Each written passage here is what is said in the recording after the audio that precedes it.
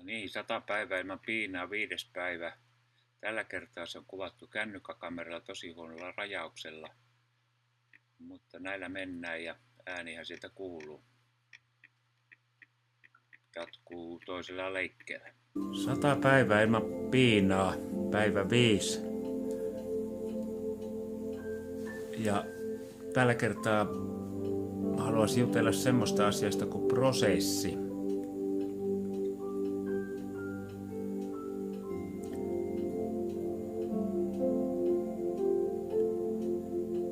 Tämä ajatus on muutamia vuosia jo pyörinyt minulla ja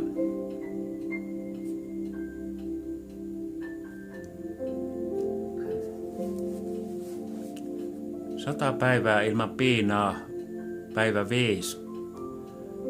Tänään haluaisin jutella semmoista asiasta kuin prosessi.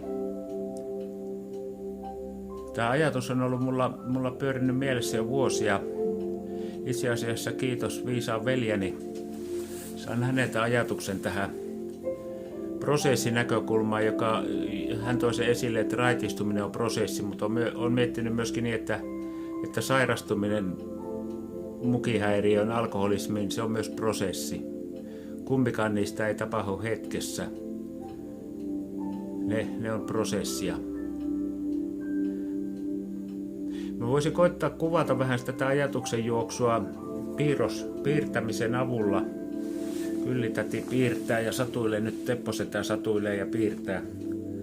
Mutta se voisi vähän hahmottaa sitä ajatuksen juoksua. Ja pikkusen käytän nyt tässä tarinan runkona omaa kehitystä sairastumiseen ja myöskin sitä omaa raitistumisen prosessia. Et jos lähdetään nyt aikajanalla ihan vaikka niinkin alusta, että syntymäpisteestä, syntymähetkestä ja tästä lähtee sitten ihmisen aikajana kulkemaan. Ja omalla kohdalla alkoholismin prosessi käynnistyi viimeistään sillä hetkellä, kun otin ensimmäisen kerran alkoholia. Todennäköisesti on jos tämmöistä kehityspsykologista näkökulmaa, niin kuin osittain sitä se on minun sairastumisen teoriassa yksi näkökulma on kehityspsykologia ja uskon siihen jossain määrin. No, ihan alkuun painotan, että nämä on kaikki minun ihan henkilökohtaisia näkemyksiä, ei perustu mihinkään tieteelliseen tutkimukseen ja perustuu vain minun omaan kokemukseen, nämä omia väittämiä. Näistä voi sitten olla eri mieltä, samaa mieltä tai ihan siltä ja väliltä. Mutta mielestäni omalla kohdalla voin sanoa ja varmaan monen muun sairastuneen kohdalla, että se vähintäänkin siinä vaiheessa, tämä jana, joka lähtee tästä nousemaan, niin se kuvaa alkoholikulutusta. Se on varmasti ainakin kaikki voi olla samaa mieltä, että se on ensimmäistä ryypystä, se on nousujohteinen. Millä tahdilla se käyrä nousee tai laskee, se on ilman muuta jokainen tarina on erikseen. Mutta on vahvasti sitä mieltä, että tämä alkoholismisairauden kehittyminen, se on päämäärätietoista, sitkeätä, nousujohteista harjoittelua, ihan niin kuin olympiakisojen valmistautuminen. Nousujohteista harjoittelua. Eli tässä kuvataan sitä hetkeä, 13-vuotias Teppo ottaa ensimmäisen huikan ja sitä lähtee minua sairaus, mukihäiriö kehittymään. En kerro sitä tarinaa sen pitemmälle, mutta kuitenkin niin, että se alkoholin kokonaiskulutus nousee yhtä lailla kuin kaikilla tähän sairauteen sairastuneilla vaan tuppaa käymään. Tietysti sitten, niin kuin äsken sanoin, jyrkkyys, nopeus ja kaikki nämä on yksilökohtaisia tarinoita. Minä vähän tiivistän tätä. Tässä on vuosien kehityskulku. Minä olen aiemmissakin blogeissa puhunut ja perustan ajattelua tähän aha-ilmiöön, joka on eri asia kuin pohja. Aha-ilmiö on eri asia kuin pohja. Aha-elämys koetaan mielestäni sillä hetkellä, kun ihminen tajuaa, että ei hemmetti, tämä ei ole ihan tervettä. Ja mulla se tapahtui kyllä ihan melko heti täällä jollakin tasolla. En toki alkoholismista puhunut omalla kohdallani, mutta ihan ensimmäisenä, jos sanotaan 14-15-vuotias kaveri rupesi tuntemaan syyllisyyttä asiasta, Alkoholi hallitsi ajankäyttöä,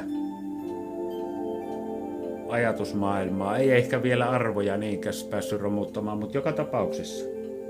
Hyvin varhaisessa vaiheessa minun kohdalla tapahtui niin. Mutta se aha-elämys tuli sitten jossakin vaiheessa, merkataan se ruksi vaikka tähän kuvitteellisesti johonkin ikävuoteen. Minä veikkaisin, että se on aika lähellä jotain 30 ikävuotta. Mutta täällä on se aha-elämys. 3 aalla. Alkoholi hallitsee ajatuksiani, arvojani, ajankäyttöäni. Ja tämä on myöskin niin mielestäni, että aika moni päihderiippuvainen jossakin vaiheessa aika itsenäisesti saattaa kokea tämän aha-elämyksen. Joskin sairaus on itsensä kieltävä, että mikään ei takaa, että silloin vielä mitään tapahtuisi tai että onko se miten syvällinen se aha-elämys. Mutta tämä minunkin kohdalla tapahtui niin, että jotakin rupesin pohtimaan, että nyt ei kaikki ole ihan niin kuin pitäisi. Mutta silloin ei vielä tapahtunut mitään, mutta aha-elämys johti siihen, että tässä vaiheessa mielestäni käy niin kuin ihminen kokee sen aha-elämyksen, että prosessi, täällä käynnistyi prosessi kohti sairastumista. Toivottavasti tämä nyt on oikeassa kuvakulmassa, kun ei ole mulla monitoria tässä. Prosessi käynnistyy. Tällä kohti sairautta. Ja tässä aha-elämyksen kohdalla käynnistyy prosessi kohti mahdollista toipumista tai raitistumista. Silloin käynnistyy toinen prosessi, kun ihminen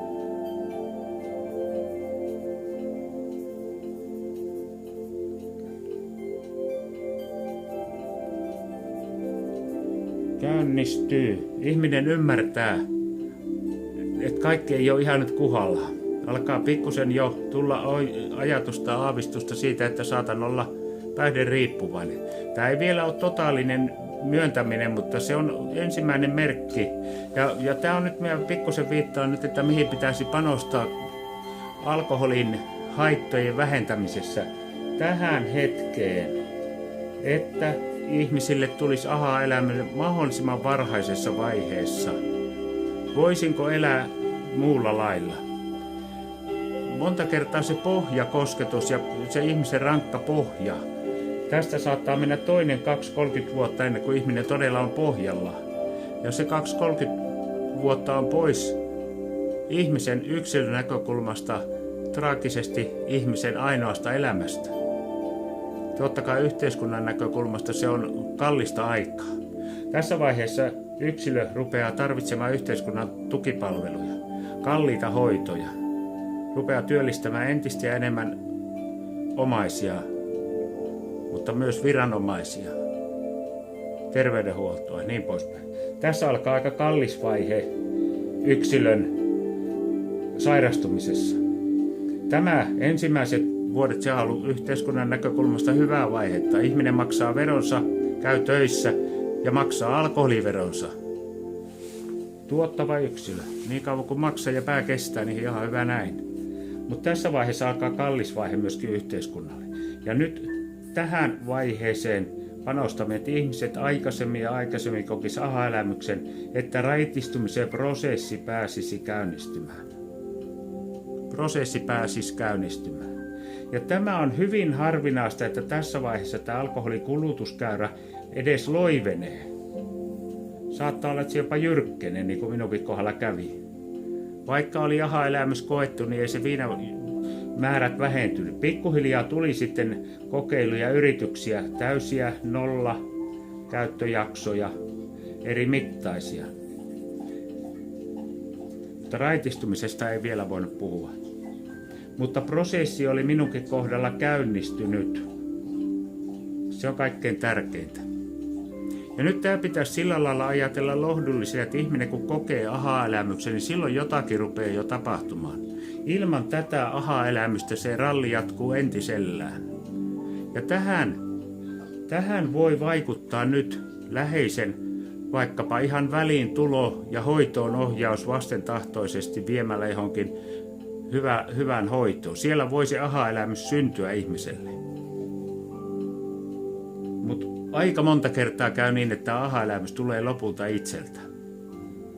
Ja silloin se myöskin kantaa parasta hedelmää, kun itse on tajunnut, ei hemmetti, tämä ei ole nyt ihan tervettä elämää. Mutta silloin on käynnistynyt raitistumisen prosessi. Ja nyt tämä on tärkeää minun mielestä ymmärtää ihmisen, joka lähtee pyrkimään kohti uutta elämää, että se prosessi on käynnissä ja tässä tulee niitä vastoinkäymisiä, tulee epäonnistumisia, tulee retkahduksia ynnä muuta, että ne on hyvin erilaisia tarinoita. Osa raitistuu jopa tosiaan samoin tein menemällä johonkin hoitolaitokseen, jossa kokee voimakkaan aha-elämyksen, järkyttyy, havahtuu. Ja toisaalta semmoinen voimakas järkyttynyt aha-elämys saattaa olla tehokkaampi kuin pikkuhiljaa todettu aha-elämys. Kun minunkin aha-elämys kesti vuosia, niin sen takia se ei tuntunut niin voimakkaalta. Sitä vaan ajattelin, että ei nää nyt ihan nappiin mene, mutta koitetaanhan venkuilla. No, tärkeintä, että prosessi käynnistyy. Nyt kuulee monta kertaa vertaistukiryhmissäkin semmosista kavereista, naisista, jotka kertoo olevansa nolla jätkiä tai naisia. Ja kuvaavat sitä, että he on kerrallaan raitistunut. Ja se on minusta bullshit. Täyttä bullshittia, että se on vaan sattunut niin, että heidän tässä raitistumisen prosessissaan on vertaistukiryhmä tullut sillä hetkellä mukaan kuvaan, että he valmiit ovat olleet lopettamaan kokonaan. Mutta väitän niin, että kukaan päihderiippuvainen ei raitistu kerralla, vaan takana on satoja vilpittömiä raitistumisyrityksiä. Vähintään satoja. Ja ne on vilpittömiä joka kerta, kun juomaputki katkee. Ei sen hartaampaa lupausta ole, että lopeta. Ja se on vilpitön, pääsääntöisesti. Mutta se vilpittömyys kyllä häviää heti, kun vierotusoireet helpottaa ja rupeaa näkymään sitä, että joko raha tilillä tai joku muu asia mahdollistaa sen rallin jatkumisen ja toteaa, että kyllä minä tästä selvisin. Minä jossakin toisessa teemassa tuon tarkemmin omaa näkemystä siihen, että mitä tarvitaan sitten, että se raitistumisen halu muuttuukin pysyvämmäksi raittiudeksi. Mutta puhutaan nyt prosessista tänään, että tässä on varmasti yhdelle tarinalle asiaa. Mutta tärkeintä, että se käynnistyy. Ja tämä on sitten myöskin lohdullista, jos olen keskustellut muutamienkin ihmisten kanssa, jotka on kokeilleet, niin kuin itsekin, erilaisia hoitomuotoja. Minä voisin kuvata täällä vaikka niin, että alkuvaiheessa minulle tarjottiin muun muassa lääkkeen ottamista avuksi kohtuullisemman käytön oppimiseksi. Oliko lääkemerkki Revia tai vastaava.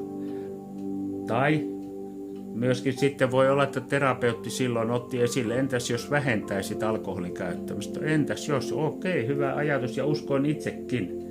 Mutta väitän ihan vakaalla sydämen rintaäänellä ja uskon, että tämän asian kanssa pohtineet ihmiset on 100% samaa mieltä. Päihderiippuvainen ei opi käyttämään vähempää. Ei opi käyttämään vähempää. Se on ihan bullshittia, että sitä voi tilapäisesti tapahtua, mutta kokonaiskäyrä on aina nouseva.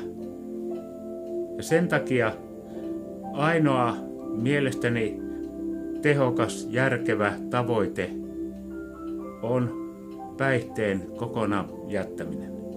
Ilman korvikkeita, ilman korvaavaa lääkitystä, ilman korvaavia aineita. Esimerkiksi huumeen käyttäjien korvaushoito tai sitten alkoholikäyttäjän siirtyminen lääkkeisiin. Ne ei muuta sitä perusasiaa. Ainoa joka toimii on prosessi, pääsee siihen vaiheeseen, jolloin päihteet häviää kuvasta kokonaan pois. Ja tässä prosessi on erittäin kriittisessä vaiheessa. Jos juominen loppuu, Ensinnäkin se on edellytys, juomattomuus on edellytys raittiudelle, senhän nyt ymmärtää jokainen. Mutta otetaan tämä nyt kaavakuva esimerkkinä, että tässä vaiheessa juominen loppuu. Niin tässä vaiheessa on todennäköisesti ja pitää olla sisäinen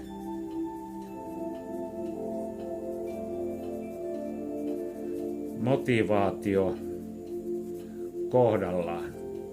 Juomattomuus jatkuakseen pitempään kuin viikon 2, se vaatii sisäistä motivaatiota. Ja nyt tässä on kriittinen vaihe toipumisprosessilla, että miten tästä eteenpäin. Että saa kiinni raittiista elämäntavasta, uudenlaista elämäntavasta. Prosessi jatkuu ja tämän sisäisen motivaation ylläpito on mielestäni avainasia pysyvän hyvälaatuisen elämän saamiseksi. Terve elämä. Minä haluan käyttää niin väliä termiä kuin terve elämä. Ensinnäkin se on paljon helpompi markkinoida tuolla ihmisille, jotka ei ymmärrä, jos puhun, että minä sinnittelen ollakseni raittiina, niin siitä saa semmoisen kuvan, että siellä rystyset valkoisena taistellaan raittiuden puolesta, mutta ei ollenkaan, vaan haluan ylläpitää omaa sisäistä motivaatiota eläkseni hyvälaatuista tervettä elämää. Mutta tämä vaatii päivittäistä treenaamista, niin kuin vaatii minkä tahansa asian ylläpitäminen. Fyysinen kunto on minusta, käytin toisenakin päivänä sitä esimerkkinä, fysiikkaa pitää reenata säännöllisesti, jos ei päivittäin, niin useampi kerta viikossa, edes ylläpidon kannalta. Jos on ylevämpiä tavoitteita, vaikka lihaskunnon parantaminen, niin treenikertoja pitää lisätä ja mukaan pitää ottaa myöskin ravinto, lepoa liikunnan lisäksi. Myöskin tämän sisäisen motivaation ylläpitämiseksi pitää elämään tulla muitakin elementtejä kuin raittius. Raittiina oleminen pitää tulla muita mielekkäitä mielenterveyden kannalta hyviä asioita. Onko ne harrastuksia, tavoitteita, mitä tahansa. Yksin raittius ei loppuelämää kanna. Tämä varmasti aiheuttaa närää joidenkin mielestä, että raittius on ykkösasia. Kyllä se on ykkösasia, mutta minun tarvehierarkiassa se on niin, että arvo on ykkösasia, arvo on terve elämä ja raittius menee sen sisällä. Mutta nämä nyt on kikkailuja ja ei sen niin väliä. Mutta tärkeintä on ylläpitää sisäistä omaa motivaatiota. Ulkoinen motivaatio voi pitää ihmistä juomattomana. Ulkoinen motivaatio voi olla esimerkiksi työnantaja tai puoliso tai perhe tai jopa oma terveys. Mutta semmoinen varmasti näissä piireissä pitempään olleet tietää lukemattomia esimerkkejä ihmisistä, joiden oma terveys ei estä juomasta tai terveyden romuttuminen. Haimatulohdeksen päälle lähdetään edelleen juomaan, että jos se oma terveys on ulkoinen motivaatio, niin ei se estä juomasta myöskään. Ulkoiset motivaatiot kantaa määräaikoja, mutta ei pysyvästi. Sisäinen motivaatio kantaa pysyvästi, koska se on oma halu. Ja mielestäni se on ainoa, joka kantaa pysyvästi. Ulkoisen motivaation varassa juomatta oleva ihminen on usein aika lailla kireä tyyppi. Aika lailla kireä tyyppi. Mutta tämä prosessi ajatuksesta, minä haluan tätä lanseerata vahvasti, että tämä auttaa silloin, kun ihminen on kokenut aha-elämyksen, pyrkii kohti raitista elämää ja saattaa sattua niitä tilanteita, että tämä ei onnistunutkaan tämä juomattomuus. Niin se antaa halua yrittää toisen kerran ja ymmärtää, että minun prosessi on semmoinen, että se ei nyt tämä mennytkään näin, kokeillaan toista. Jos ei toimi, kokeillaan toista. Kun joskus tuntuu niin, että jonkun yhden tietyn tavan kautta raitistunut ihminen on aika armoton niille, jotka ei saavuta raittiutta samalla tavalla. En halua nyt ottaa ihan konkreettisia esimerkkejä, mutta tuntuu vaan niin, että selkä käännetään niille, jotka ei onnistu. Ja se on aika tylyä. Tässä tulee nyt vähän semmoinen raflaava esimerkki, että tulee mieleen jopa uskonlahkot, joissa ollaan itse hyvillään, kun on pelastuttu, muut ei olekaan sitten kuullut tähän meidän joukkoon tummaan. Ja se ei minusta tämmöisen sairaudenhoidon kohdalla, se ei ole oikein reilu näkökulma. Meillä on jokaisella oma polku ja tarina. Ja että jokaiselle pitää antaa mahdollisuus löytää se oma tapa löytää raitiselämä. Eli kun jossakin aiemmassa jutussa painotin myös sitä, että pitää myöskin antaa vapaan tahdon puitteissa ihmiselle mahdollisuus jatkaa juomisia, jos hän niin päättää. Tuomitsematta ihmistä. Totta kai siitä pitää sitten itsensä pelastaa ja lähteä helvetin kuuseen siitä ympäriltä pyörimästä, mutta jos se ihminen haluaa jatkaa, niin jatkakoon, mutta silloin on tietysti syytä pelastaa itsensä. Ei kannata jäädä siihen tulee makaamaan. Tämä prosessista tällä päivällä, tulen tähän varmasti palaamaan useamman kerran, mutta että tässä on kriittisiä hetkiä, on prosessi käynnistyy, kun ihminen alkaa käyttää päihdettä. Aha-elämys tulee jossain vaiheessa usein päihteen käyttymisen jatkuessa. Tämä ei ole varmasti välttämättä elämyksen kaltainen kertatinttuulla tuleva asia. Ja usein tämän jälkeen päihteiden käyttö jatkuu. Mutta prosessi on käynnistynyt. Ihminen rupeaa pohtimaan, pitäisikö tehdä jotain. Ja tämä on taas vaihtelee tämä aikaväli ihmisten kohdalle. Ja toivottavasti tämä olisi se aha-elämys niin voimakas, että melko pian tajuaisi, että helpoin tapa on lopettaa kokonaan. Se on itse asiassa kaiken helpoin tapa muuttaa käyttäytymistä. Kaiken paskamaisin on yrittää opetella käytän nyt esimerkkinä sitä juomista. Opetella juomaan vähemmän, niin onpa aika paskamainen keikka. Helpompi on lopettaa kokonaan. Minä poltin 40 vuotta röökiä. Ja koskaan en suostunut edes ajattelemaan, että vähentäisi, koska mä tiesin, että mitä iloa on nautintoaineesta, jos sen käyttöä pitää koko ajan vähentää. Kyllä se on helpompi sitten lopettaa. Valitettavan pitkään kesti minulla ennen kuin tajusin, että sen voi oikeasti myös lopettaa, kun se pelotti niin perkeleesti sen lopettaminen. Mutta tärkeintä on kokea jonkinlainen elämys ja jossain vaiheessa sisäinen motivaatio tulee niin vahvaksi, että juomattomuus rupeaa kestämään ja muuttuu aikaan myöden raittiudeksi, hyvälaatuiseksi elämäksi. Ja tämä pitää minun mielestä olla kaikessa hoidossa tavoite.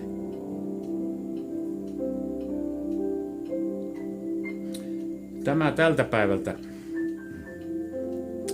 Niin, jos tätä ihmettelette, miksi käsi on paketissa. Tämä on niitä asioita, joita raitiselämään, sinne tulee uudenlaisia sisältöjä. Tämä ei ole kipeytynyt eturauhassyövän ennaltaehkäisyssä, vaan ihan harrastustoiminnassa jujutussa. Vuoden verran sitä harrastanut. Minusta oli, kun mietin, mikä sopisi hyvin 59-vuotiaalle aikuisiän diabeetikolle. No sehän on sopiva laji. Kuvio kellentä ei kiinnostanut, niin tämä sopi minulle paremmin. No, jatketaanpa huomenna lisää. Tämä oli tämä päivä ilman piinaa. Jatkuu huomenna.